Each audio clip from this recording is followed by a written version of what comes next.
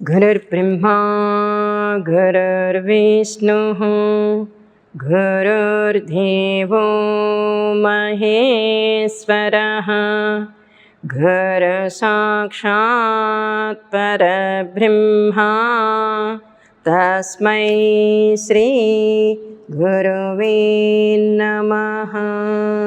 अखण्डमण्डलाकारं व्याप्तं येन चराचरं तत्पदं दर्शितं येन तस्मै श्री गुरुवे नमः। ॐ आयातु वरदे देवी त्यक्षरे ब्रह्मवादिनी गायत्री छन्दसां माता ब्रह्मयोनिर्नमोऽस्तु ते। ॐ भूर्भुवः स्वः तत्सवितुर्वरेण्यं भर्गो देवस्य धीमहि धियो यो नः प्रचोदयात्। ओम श्री श्रीरामकृष्ण समर्थ सद्गुरुदेवाय नमः। जय गुरुदेव। నేను ఓడరేవు శ్రీరామహంస సహ్యాద్రి ఆశ్రమం నుంచి మాట్లాడుతున్నాను. నా పేరు సుమంగళి. ఈరోజు నేను గాయత్రి మంత్రం యొక్క విశిష్టత, గాయత్రి మంత్రంతో మన యొక్క సామర్థ్యాన్ని ఎలా బయటికి తెచ్చుకోవాలనే విషయం గురించి తెలియచేస్తున్నాను. వేదమూర్తి, తపోనిష్ట, యుగద్రష్ట, మంత్రదష్ట పూజ్య గురుదేవులు పండిత శ్రీరామ శర్మ ఆచార్య గారు అందించినటువంటి జ్ఞానాన్ని నా గురుదేవులైనటువంటి పూజ్య శ్రీ శ్రీరామకృష్ణ సమర్థ సద్గురుదేవులు వివరించినటువంటి గాయత్రి మహావిజ్ఞాల్లో ఉన్నటువంటి జ్ఞానాన్ని నేను నాకు తెలిసినటువంటిది మీకు తెలియచేస్తున్నాను. ఏంటి అంటే, ప్రస్తుత పరిస్థితుల్లో ప్రతి ఒక్కళ్ళు కూడా ఏదో ఒక రకంగా బాధపడుతూ ఉన్నారు. అది ఏ కారణం చేత బాధపడుతున్నారు అనేది పూజ్యశ్రీ మాస్టర్ గారు ఎప్పుడు చెప్తారు. గాయత్రి మంత్ర జపం చేయటం వల్ల సద్బుద్ధిదాయకమైన తరంగాలు ప్రసరిస్తూ ఉంటాయి. ప్రస్తుతం మానవ జాతి మొత్తం కూడా సూర్యుడి నుంచి వచ్చేటటువంటి శక్తిని ఉపయోగించుకోవటం లేదు, సూర్యోపాసన చేయటం లేదు. గాయత్రి మంత్ర జప శక్తి ద్వారా సూర్యుడి నుంచి వచ్చే శక్తిని మనకి అనుగుణంగా మార్చుకుంటాము. ఎప్పుడైతే మనం సూర్యోపాసన మర్చిపోయామో, గాయత్రి మంత్రాన్ని సాధన మర్చిపోయామో, ప్రస్తుతం ఉన్నటువంటి యాక్సిడెంట్లు, హత్యలు, దోపిడీలు, పరస్పర వివాదాలు, కుటుంబంలో సమస్యలు అన్నీ కూడా తలెత్తుతున్నాయి. అందుకని గాయత్రి మంత్ర జపాన్ని మనం ప్రతి నిత్యము కనీసం 108 సార్లు చేసుకోగలిగితే సూర్యుడి నుంచి వచ్చేటటువంటి ఆ రేస్ వల్ల మనకు వచ్చే నష్టాలని మనం పోగొట్టుకొని మనకి అనుగుణంగా మార్చుకొని మనము ఈ సమస్యల నుంచి బయటపడగలుగుతాము. ఇప్పుడు ఈ శ్రీరామహంస సహ్యాద్రి ఆశ్రమం ఓడరేవు సముద్ర తీరాన ఉన్నది. చీరాల దగ్గర సముద్ర తీరమున ఉన్నటువంటి ఆశ్రమం ఇది. ప్రాణ విద్య, యజ్ఞ విద్య, గాయత్రి మహావిద్య క్షేత్రం. దీనిని పూజ్యశ్రీ శ్రీరామకృష్ణ గురుదేవులు జూలై 4, 1998లో భూమి పూజ చేయించి ఈ ఆశ్రమాన్ని స్థాపించడం జరిగింది. ఇక్కడ ప్రాణ విద్య, ప్రాణశక్తి ఎక్కువగా ఉంది. అలాగే యజ్ఞ విద్య, ఎవరైతే యజ్ఞ విద్యను నేర్చుకోవాలనుకుంటారో వాళ్ళందరూ కూడా ఇక్కడ యజ్ఞ విద్యని, యజ్ఞం ఒక్కటే చేసుకోవటం కాదు, యజ్ఞము వెనకాతలు ఉన్నటువంటి విద్యని నేర్చుకోవాలి. గాయత్రి మహావిద్య క్షేత్రంగా ఆయన తెలియజేయటం, ఈ ఆశ్రమం యొక్క కాన్సెప్ట్ ఇవ్వటం జరిగింది. గాయత్రి మహావిద్య క్షేత్రము అంటే గాయత్రి మంత్రము వెనకాతలు ఉన్నటువంటి అర్థము. గాయత్రి మంత్రాన్ని ఎలా ఉపయోగించుకోవాలి ఇప్పుడు నేను తెలియచేశాను. సూర్యుడి నుంచి వచ్చేటటువంటి శక్తిని మనకు అనుకూలంగా మార్చుకోవాలంటే గాయత్రి మంత్రం తప్పితే ఇంకొకటి లేదు. సైన్స్లో మనం అనుకుంటాము ఏ సబ్జెక్టు ఏది నేర్చుకోవాలనుకున్న ఒక ఫార్ములా ఉంటుంది. అట్లానే మనకి సూర్యుడికి ఉన్నటువంటి మధ్యలో ఫార్ములా గాయత్రి మంత్రము. ఈ గాయత్రి మంత్రము ద్వారా మనం భౌతికంగా, స్వాప్నికంగా, ఆలోచన జగత్తులో మార్పులు తెచ్చుకోగలుగుతాము. గాయత్రి మంత్రము అంటే మీ అందరికీ తెలిసిందే. ఓం భూర్భువస్వః తత్సవితుర్వరేణ్యం భర్గో దేవస్య ధీమహి ధియో యో నః ప్రచోదయాత్. ఓం అంటే భగవంతుణ్ణి పిలవాలి అంటే ఓం అనే అక్షరం ద్వారానే పిలవగలుగుతాము. భూర్ అంటే ప్రాణస్వరూపుడైన, అంటే మనకి ప్రాణశక్తిని ఇచ్చేటటువంటి. భువః దుఃఖాలను తీసేటటువంటి దుఃఖనాశకుడైన. స్వహ అంటే సుఖస్వరూపుడైన. మనకి ప్రాణశక్తి ఉందనుకోండి ఇంకా దుఃఖాలు ఉన్నప్పుడు మనం సుఖంగా ఉంటాము. ఇక్కడ భూర్భువస్వః అనే ద్వారా ప్రాణస్వరూపుడైన, దుఃఖనాశకుడైన, సుఖస్వరూపుడైన. తత్ సవితుర్ అంటే ఆ పరమాత్మని ప్రకాశవంతమైన, వరేణ్యం అంటే శ్రేష్ఠుడు, భర్గో పాపాలను పోగొట్టే, దేవస్య అంటే ఇచ్చేటటువంటి గుణము కలిగిన వాడు, ధీమహి ధారణ చేయుచున్నాను, ధియో మా యొక్క, యోనః బుద్ధులను, ప్రచోదయాత్ మా యొక్క బుద్ధులను మంచి వైపు, ప్రచోదయాత్ ప్రేరణ ఇచ్చుకాక, మా యొక్క బుద్ధులను సన్మార్గం వైపు ప్రేరేపించుకాక. ఇంకొక అర్థం కూడా ఉంది. నా మనోవాక్కాయ కర్మలలో ఆ సవిత తేజస్సుని నేను ధారణ చేయుచున్నాను. నాలో ఉన్నటువంటి అజ్ఞానాంధకారమును పోగొట్టి మా యొక్క బుద్ధులను, ఇక్కడ నా నడగట్లేదు, మా యొక్క బుద్ధులను సన్మార్గం వైపు ప్రేరేపించుగాక అని గాయత్రి మంత్రం అర్థం ఉంది. ఈ మంత్రాన్ని ప్రతి ఒక్కళ్ళు కూడా ఒక అనుష్ఠానంలాగా, అంటే ప్రతి ఒక్కళ్ళకి ఏదో ఒక పిల్లలకి పెళ్లి చేయాలనో, ఉద్యోగమనో, లేకపోతే అనారోగ్యమనో, అశాంతనో, లేదా నేను గాయత్రి మంత్రం ద్వారా నా శ్వాసని, నా ప్రాణశక్తిని గమనించుకోవాలి, ఆ శ్వాసను పట్టుకోవాలి అన్న వాళ్ళు కూడా ఈ గాయత్రి మంత్రాన్ని ఉపయోగించుకోవచ్చు. ఈ గాయత్రి మంత్రమును మనము ఎక్కడ చేస్తున్నాము? గాయత్రి మహావిద్య క్షేత్రంలో చేయమంటున్నాము. ఇప్పుడు మీ ఇంట్లో ఉండి మీరు చేసుకుంటారు, కానీ ఒక స్టూడెంట్ ఒక ఇంజనీరింగ్ చదవాలన్నా, డాక్టర్ చదవాలన్నా ఆ ఇంజనీరింగ్ కాలేజ్కో, మెడికల్ కాలేజీకి వెళ్ళి చదువుతాడు. ఇంట్లో ఉండి చదవలేడు, ఆ వాతావరణం ఉండదు. అందుకని నేనేమంటున్నానంటే, మీరు గాయత్రి మంత్రాన్ని ఒక అనుష్ఠానంలాగా 9 రోజులు, ఒక రోజుకి 30 మాలల లెక్కన ఒక 24,000 సార్లు గాయత్రి మంత్ర జపం చేసుకోవాలి అనుకున్న వాళ్ళు గాయత్రి మహావిద్య క్షేత్రములో, ఇక్కడ సముద్ర తీరములో, అఖండ జ్యోతి సమూహములో, పూజ్య శ్రీ శ్రీరామకృష్ణ గురుదేవులు స్థాపించినటువంటి ఆశ్రమంలో రోజు మీరు కూడా 30 మాలల లెక్కన 9 రోజులు ఒక అనుష్ఠానం చేసుకొని 10వ రోజు పూర్ణాహుతి చేసుకొని వెళ్ళవచ్చు. ఎందుకంటే మనం ఒక గొప్ప విద్యను నేర్చుకోవాలంటే ఏదో ఒక క్షేత్రానికి వెళ్ళి నేర్చుకోవాల్సిందే. అలాగే 1 సంవత్సరము 2 సంవత్సరాలు కష్టపడితే వచ్చేటటువంటి విద్యలు కావు. మనం భౌతిక విద్యకే మనం చాలా కష్టపడతాం. అలాగే ఈ ఆధ్యాత్మిక విద్యకు కూడా, ఈ గాయత్రి మంత్ర సిద్ధి పొందటానికి కూడా మనము 1 రోజులోనో 2 రోజులోనో జపం చేస్తే కాదు.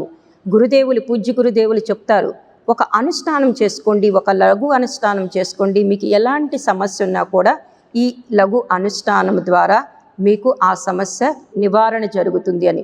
అది ఎక్కడ చేసుకోవాలి? గాయత్రి మంత్ర విద్య క్షేత్రంలో, కోట్ల గాయత్రి మంత్ర జరిగినటువంటి ప్రదేశంలో 9 రోజులు ఈ గాయత్రి మంత్రాన్ని చేసుకోవటం వల్ల, 10వ రోజు పూర్ణాహుతి చేసుకోవటం వల్ల మీకు ఈ మంత్రం యొక్క సిద్ధిస్తుంది. తల్లి కడుపులో 9 నెలలు బిడ్డ ఎలా అయితే ఉంటుందో, 10వ నెలలో ఎలా అయితే బయటికి వస్తుందో, ఈ సహ్యాద్రి ఆశ్రమంలో కూడా మీరు ఈ 9 రోజులు ఒక లఘు అనుష్ఠానం చేసుకొని, అంటే రోజుకు 3 గంటలు గాయత్రి మంత్ర జపం చేసుకొని, ప్రతి నిత్యము జరిగేటటువంటి గాయత్రి యజ్ఞంలో పాల్గొని, ప్రతిరోజు కూడా ప్రఖర ప్రజ్ఞ సజల శ్రద్ధకి 8 ఆకారంలో ప్రదక్షిణ చేసుకుంటూ ఇక్కడ జరిగేటటువంటి నిత్య సాధనలు ఓంకార సాధన, సమర్థ సద్గురు స్పర్శాధ్యానము అంటారు. దీన్నే ఓంకార సాధన అంటారు. ప్రతిరోజు ఉదయము సాయంత్రము ఈ ఓంకార సాధన చేస్తాము. ఓన్లీ ఓంకారాన్ని ఉచ్చరించం, చక్రాల మీద ఆవు మాలతో ఓంకారం ఎలా చేయాలి, ఈ ఓంకార సాధనతో మనం ఈ చక్రాల మీద చేసుకుంటూ ఆరోహణ అవరోహణ క్రమంలో చేసుకుంటూ మళ్ళీ మనలో ఉన్నటువంటి అంతఃకరణ, మనస్సు, బుద్ధి, చిత్తము, అహంకారం మీద చేసుకుంటూ 21వ ఓంకారము బుద్ధి దగ్గర ఆగిపోతాం. అంటే మనస్సు చెప్పినట్టు వినను, నేను బుద్ధి చెప్పినట్టు వింటాను అని బుద్ధి చక్రం దగ్గర ఆగిపోయి ఆ గురువుకి సమర్పణ చేసుకుంటాం, ఆ మహాకాలుడికి సమర్పణ చేసుకుంటాం. ఉదయం పూట చేసుకునేటటువంటి ఈ సమర్థ సద్గురు స్పర్శాధ్యానము ఓంకార సాధన సాయంత్రం వరకు ఆ మహాకాలుడి యొక్క సారథ్యంలో మనం జీవించగలుగుతాం. మళ్ళీ సాయంత్రం 6 గంటలకి ఈ సమర్థ సద్గురు స్పర్శాధ్యానము, దీన్ని ఓంకార సాధన చేసుకుంటాం. మళ్ళీ ఉదయం వరకు మన భౌతిక, స్వాప్నిక, సుషుప్తి వ్యవస్థల్ని మూడింటిని కూడా బ్యాలెన్స్ చేస్తుంది. అక్కడ ఉదయం సాయంత్రం 2 సార్లు కూడా ఆ గురువుకి సమర్పణ చేసుకొని ఆ గురువు యొక్క సారథ్యంలో మనము జీవించగలుగుతాము. అలాంటి గొప్ప సాధన ఉంటుంది. అలాగే ఆశ్రమానికి ఉన్నటువంటి విశిష్టమైనటువంటి ప్రదక్షిణలు ప్రతిరోజు కూడా మీరు ఒక అరగంట 112 ప్రదక్షిణలు చేసుకుంటారు. అట్లానే 3 గంటలు గాయత్రి మంత్ర జపం చేసుకుంటారు. మేము 3 గంటలు చేసుకోలేము అన్నవాళ్ళు 1 గంట కూడా మీరు ఎంత మీరు పెట్టుకుంటారో ఆ యొక్క లఘనుష్ఠానము లేకపోతే అనుష్ఠానము ఎలా అయినా మీరు గాయత్రి మంత్ర జపం చేసుకోవచ్చు. మనము ఇక్కడే ఎందుకు చేసుకోవాలి అంటే, మనం ఏదైనా పొందాలి అంటే ఈ గురువు యొక్క అనుగ్రహం కావాలి. ఆ గురువు అనుగ్రహం ఉన్న ప్రదేశములో గాయత్రి మహావిద్య క్షేత్రములో మీరు 9 రోజులు ఈ సాధన గాయత్రి మంత్ర అనుష్ఠానము, నిత్యము యజ్ఞము, ప్రదక్షిణలు, సమర్థ సద్గురు స్పర్శాధ్యానము, ఉదయము సాయంత్రం హారతి, గాయత్రి చాలీసా ప్లస్ 3 శరీర కా సాధన, 3 చక్రాల సాధన పూజ్య గురుదేవులు వాయిస్తో మీరు చేసుకోవటం వల్ల ఈ 9 రోజులు ఇక్కడ నుంచి మీరు వెళ్ళాక చూడండి, మీ ఆలోచన విధానములో, జీవిత విధానంలో ఎలాంటి మార్పులు వస్తాయో మీరే గమనించగలుగుతారు. అలాగే పూజ్య శ్రీ శ్రీరామకృష్ణ గురుదేవులు ఇచ్చినటువంటి సాధన, భోంచేసేటప్పుడు ఒక యంత్రం ఇచ్చారు ఆయన. ప్రతిరోజు ఒక్కొక్క గ్రహము శాంతిగా ఉంటుంది, ఒక్కొక్క గ్రహం అశాంతిగా ఉంటుంది. దానిని మనం ఉంగరపు వేలుతో ప్లేటు మీద ఆ యంత్రము వేసుకొని భోంచేయటం వల్ల మనకి అనారోగ్యాలుండవు. ఇదంతా కూడా ఒక సైంటిఫిక్గా ప్లస్ ఆధ్యాత్మికంగా సహ్యాద్రి ఆశ్రమంలో ఈ 9 రోజులు మీరు నేర్చుకోగలుగుతారు. అలాగే భోంచేసిన తర్వాత వజ్రాసనంలో కూర్చొని మనం ఎలా తీసుకున్నటువంటి ఆహారాన్ని మనము ప్రకృతిలోకి పంపించగలము, ఇవన్నీ కూడా నియమితంగా ఉదయం నుంచి సాయంత్రం వరకు ఒక టైం టేబుల్ పద్ధతిగా మేము చేయిస్తాం. అయితే 9 రోజులు చక్కగా ఇవన్నీ నేర్చుకోవాలి అనుకున్న వాళ్ళు ఈ సాధన ఇవన్నీ నేర్చుకొని మీరు బయటికి వెళ్ళాక మీరు మళ్ళీ ఎప్పుడొద్దామా అనేది ఎదురు చూస్తారు. అందుకని ఈ గాయత్రి మహావిద్య క్షేత్రం నుంచి మేము అందరినీ కూడా ఇన్వైట్ చేస్తున్నాం. కనీసం 9 రోజులు ఉండాలి, లేదా 5 రోజులు ఉండాలి. మినిమం 5 రోజులన్నా ఆశ్రమంలో ఉండి మీరు చేసుకోగలిగితేనే మీకు ఆ మార్పు. ఇంకోటి ప్రాణ విధ్యానం, ప్రాణశక్తియే శ్వాస. గురుదేవులు అంటారు, ఎవరైతే మానవ శరీరం ఉండి శ్వాస పీల్చుకోగలుగుతున్నారో వాళ్ళందరూ దేవతలే, వాళ్ళందరూ గాయత్రి స్వరూపులే అంటున్నారు ఆయన. కానీ దారి తప్పిన దేవతలు, మీరు దేవతలు అని తెలియటం లేదు. మీలో కూడా ఆ సామర్థ్యం ఉంది. శ్వాస తీసుకుంటున్నారు అంటే మీకు ప్రాణశక్తి ఉంది. ప్రాణశక్తి లోనికి వస్తుంది అంటే శ్వాస ద్వారా వస్తుంది. ఆ ప్రాణశక్తి, ఆ శ్వాసే మన గురువు, ఆ శ్వాసే గాయత్రి. దాన్నే మనము అజపా గాయత్రి అంటాం. మీరు శ్వాసని గమనిస్తే చూడండి, వదిలేటప్పుడు హమ్ అంటాము, పీల్చేటప్పుడు అంటాం. హంస గాయత్రి. మనం చేసేటటువంటి సాధన కూడా హంస గాయత్రే. ఇక్కడ పూజ్య గురుదేవులు ఇచ్చినటువంటి హంస గాయత్రి. ఆ హంస గాయత్రిని మీరు ఇక్కడ కూర్చొని, ఏకముఖి గాయత్రి అంటాం, ఇక్కడ కూర్చొని ఆ సాధన చేయటం ద్వారా మీరు శ్వాసను కూడా గమనించగలుగుతారు. గురుదేవులు ఒకటే అంటారు, శ్వాసని అస్త్రముగా ఉపయోగించుట దానినే శాస్త్రము అంటారు. అస్త్రముగా ఉపయోగించినప్పుడు అది శాస్త్రంగా మారుతుంది. ఎలా అస్త్రంగా? భౌతికంగా ఎలా శ్వాసను ఉపయోగించుకోవాలో అనేది గాయత్రి మంత్రంలోని తత్సవితుర్వరేణ్యం చెప్తుంది. అలాగే మన సాప్నిక జగత్తులో స్వప్న వ్యవస్థలో గాయత్రి మంత్రాన్ని శ్వాసని ఎలా ఉపయోగించుకోవాలి అనేది భర్గో దేవస్య ధీమహి చెప్తుంది. అలాగే మన జాగృత అంటే ఆలోచన జగత్తులో మనము శ్వాసని ఎలా ఉపయోగించుకోవాలో ధియో యోన ప్రచోదయ తెలియచేస్తుంది.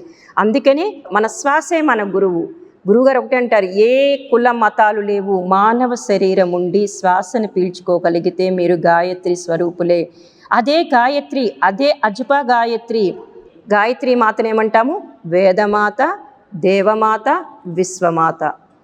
ఎప్పుడైతే అందరి దేవతలకి ఆ ప్రాణశక్తి వెళ్తుందో మీరు గమనిస్తే, ఏ దేవాలయంలో ఏ దేవతకి మీరు నైవేద్యం నివేదన చేస్తాం, మీరు కృష్ణాలయంలో తీసుకోండి, రామాలయంలో తీసుకోండి, లేకపోతే విష్ణు ఆలయంలో తీసుకోండి, గ్రామ దేవతకి తీసుకోండి, ఏ దేవతకి మీరు నైవేద్యం నివేదన ఎందుకు ఇస్తాము? ప్రాణశక్తి రావటానికి. ఆ ప్రాణశక్తి వెళ్ళటానికి ఆహారాన్ని నివేదన చేసేటప్పుడు ఏ మంత్రం చదువుతాము? ప్రతి దేవతకి గాయత్రి మంత్రాన్ని చదువుతాము. గాయత్రి మంత్రాన్ని చదివినప్పుడు ఎక్కడి నుంచి వస్తుంది? గాయత్రి దగ్గర నుంచి ఆ ప్రాణశక్తి వస్తుంది. అప్పుడు అందరి దేవతలకి కూడా వచ్చేటటువంటి శక్తి, అందువల్ల దేవమాత అంటాము. అట్లానే విశ్వమాత. విశ్వమాత అంటే మీ అందరికీ తెలుసు, విశ్వం మొత్తానికి కూడా మాత, వేదమాత. అన్ని వేదాలకు కూడా గాయత్రి మంత్రం అంటే గాయత్రి అనేది వేదమాత, దేవమాత, విశ్వమాత. మీరు కూడా ఆ దేవతలకు వెళ్ళేటటువంటి ప్రాణశక్తిని మీరు కూడా పొందగలుగుతారు ఇక్కడ చేసుకోవటం వల్ల. మనం ఏమంటున్నాము? ప్రాణశక్తి కేంద్రము. ఇక్కడ ఉన్నటువంటి ప్రాణశక్తి కేంద్రములో మీరు గాయత్రి మంత్ర జపం చేసుకోవటం వల్ల మీ యొక్క భౌతిక స్వప్న ఆలోచన జగత్తులో మార్పులు జరుగుతాయి. ఈ శ్వాసని ఎలా మార్చుకోవాలి, శ్వాసని ఎలా ఉపయోగించుకోవాలి అనేదే ఈ గాయత్రి మంత్రం. ఫస్ట్లో మనం చెప్పుకున్నాం, సూర్యుడి నుంచి వచ్చేటటువంటి శక్తి ద్వారా, అంటే మనం గాయత్రి మంత్ర ఉచ్చారణ చేసేటప్పుడు గాయత్రి మంత్ర తరంగాలు మనలో ఒక సద్బుద్ధిదాయకమైనటువంటి తరంగాలు ఏర్పరుస్తాయి.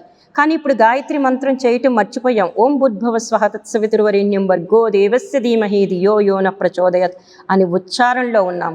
కానీ మంత్రం చదివేటప్పుడు మనము మాల చేతిలో ఉన్న కళ్ళు మూసుకొని పెదాలు కదుపుతూ సౌండ్ బయటికి రాకుండా మంత్రము చెవులతో వింటూ మంత్రజపం చేస్తాం. ఆ మంత్రజపం ఎప్పుడైతే మనం చేస్తామో అప్పుడు సూర్యుడి నుంచి వచ్చేటటువంటి శక్తిని మన అనుకూలంగా మార్చుకుంటాం. సైంటిస్టులు కూడా చెప్తున్నారు, 7 తర్వాత మీరు బయట ఉండటం వల్ల సూర్యుడి నుంచి వచ్చేటటువంటి కిరణాల వల్ల క్యాన్సరు, చాలా రోగాలకు కారణమవుతుంది. ఎవరైతే గాయత్రి మంత్ర సాధన చేస్తారో సూర్యుడి నుంచి వచ్చే శక్తిని మనకి అనుకూలంగా మార్చుకోగలుగుతాము. మనకి అనుకూలంగా మార్చుకొని మనకు కావలసినటువంటి పరిస్థితులను ఏర్పరచుకోగలుగుతాము. ఇక్కడ సముద్ర తీరములో ఓపెన్ ప్లేస్లో సూర్యుని చూస్తూ కూడా మీరు గాయత్రి మంత్ర జపం చేసుకోవచ్చు. ఎక్కడ చేస్తారు? ప్రాణశక్తి కేంద్రంలో. ఈ ప్రాణశక్తి కేంద్రంలో మీరు గాయత్రి మంత్రం చేయటం వల్ల మీ యొక్క ప్రాణశక్తిని పెంచుకోగలుగుతారు. మీకున్నటువంటి షుగరు, బీపీ, ఎలాంటి అనారోగ్యాలు ఉన్న వాళ్ళందరూ కూడా 9 రోజులు ఇక్కడ ఉండి ఒక అనుష్ఠానం చేసుకోనండి. ఇంకొక విషయాన్ని కూడా మాస్టర్ గారు చెప్పేవాళ్ళు, ఏంటి అంటే మీరు జపం చేసుకున్నా చేసుకోకపోయినా ఈ ఆశ్రమం, సహ్యాద్రి ఆశ్రమ వాతావరణంలో మీరు ఉన్న గాలి పీల్చుకున్న ఆటోమేటిక్గా మీలోకి ప్రాణశక్తి వెళ్తుంది. అందుకే ఇక్కడ హంస గాయత్రి మంత్రాన్ని కూడా ఇచ్చారు. ఎవరికి ఎలాంటి సమస్య ఉన్నా, ఎలాంటి పరిస్థితులున్నా, మీ యొక్క శ్వాసను మీరు పట్టుకోవాలనుకున్నా, మీ శ్వాసను మీరు గమనించాలనుకున్నా హంస గాయత్రి మంత్రాన్ని ఇక్కడ జపం చేయండి. మీకు ఆ హంస, మీ శ్వాస పట్టుకోవడానికి, మీలో ఉన్నటువంటి గురువుని పట్టుకోవడానికి, మీలో ఉన్నటువంటి భగవంతుని పట్టుకోవడానికి ఆ హంస గాయత్రి మంత్రం అనేది ఉపయోగపడుతుంది. ప్రస్తుత పరిస్థితులు కుటుంబంలో కానీ, సమాజంలో కానీ, బయట ఉన్నటువంటి పరిస్థితుల్ని, ఆ పరిస్థితులు మన దగ్గరికి వచ్చి మనకు అడ్డంకులు రాకుండా ఉండాలి అంటే మీరు గాయత్రి మంత్ర జపం తప్పనిసరిగా చేయాలి. స్టార్టింగ్ మీరు 9 రోజులు ఇక్కడ నేర్చుకొని వెళ్తే, ఉదయం నుంచి సాయంత్రం వరకు ఒక షెడ్యూల్ సాధనలాగా మీరు నేర్చుకొని వెళ్తే మిగతా రోజుల్లో మీరు ఇంటి దగ్గర చేసుకోగలరు. ఉదయం లెగవంగాలి ఆత్మబోధ, అలాగే స్థల ప్రదక్షిణ ఉంటుంది, అక్కడి నుంచి స్టార్ట్ అవుతుంది. తర్వాత హారతి ఇస్తాం, తర్వాత 3 శారీరక సాధన ఉంటుంది, దాని తర్వాత మనము సమర్థ సద్గురు స్పర్శ ధ్యానం చేసుకుంటాం. ఉదయం 6 గంటలకు నేను ఉదయం పూట చెప్పేది. సమర్థ సద్గురు స్పర్శ ధ్యానం చేశాక శుభకామం చేసుకుంటాం, ప్రపంచంలో ఉన్న వాళ్ళందరూ సుఖంగా ఉండాలని. తర్వాత యజ్ఞము, నిత్యము జరిగేటటువంటి గాయత్రి మహాయజ్ఞంలో పాల్గొంటారు. వచ్చిన తర్వాత మీరు జపం చేసుకుంటారు, అలాగే ప్రదక్షిణ చేసుకుంటారు. మధ్యాహ్నం జ్యోతి అవతరణ సాధనతో మాతాజీ గొంతుతో 1 గంట జపం చేసుకుంటారు. సాయంత్రం మళ్ళీ హారతి, చాలీసా, నాదయోగము, మళ్ళీ 1 గంట జపం చేసుకుంటారు. మళ్ళీ సాయంత్రం ఉన్నటువంటి టైం టేబుల్, మళ్ళీ 6 గంటలకు ఓంకార సాధన తప్పనిసరిగా ఉంటుంది. రాత్రి విధాత ఉంటుంది, అంటే తత్వబోధ చేసుకుంటాము. ఈ వాతావరణంలో మీరు కనీసం నేను 3 గంటలు జపం చేయలేను అన్న వాళ్ళు 1 గంటైనా జపం చేసుకొని 9 రోజులు ఉండి 10వ రోజు మీరు ఇంటికి వెళ్ళి చూడండి, మీ జీవితంలో ఎన్ని మార్పులు వస్తాయో. ఆలోచన విధానంలో కానీ, జీవించే విధానంలో కానీ, మానసిక విధానంలో కానీ చాలా మార్పులు వస్తాయి. ఇలాంటి గాయత్రి మహావిద్య క్షేత్రాన్ని ఉపయోగించుకోవాలని తెలియచేస్తున్నాను. జై గురుదేవ్.